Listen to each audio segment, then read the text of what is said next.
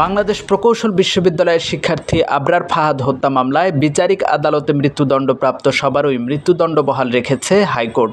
এছাড়া 5 আসামির নিম্ন আদালতের দেয়া যাবজ্জীবনও বহাল রাখা হয়েছে। রোববার বিচারপতি এ.কে.এম. আসাদুজ্জামান ও বিচারপতি সৈয়দ এনায়েত হোসেনের হাইকোর্ট বেঞ্চ এই আদেশ দেন। রায় ঘোষণার সময় আদালতে আবরার ফাহাদের পরিবারের সদস্যরা উপস্থিত ছিলেন। রায় ঘোষণার পর আবরার ফাহাদের বাবা বরকতুল্লাহ বলেন, সব শিক্ষা প্রতিষ্ঠানে র্যাগিংয়ের রাজনীতি বন্ধ করতে হবে।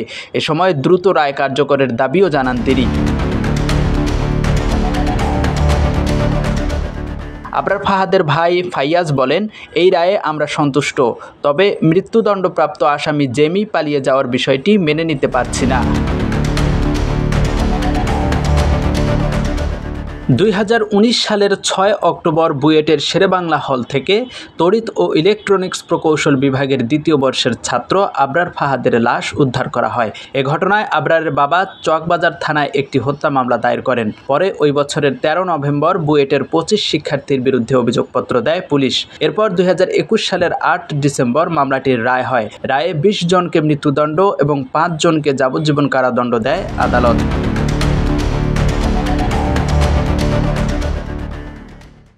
UFTCL এর সাথে ইনভেস্টমেন্ট এখন আরো ইজি।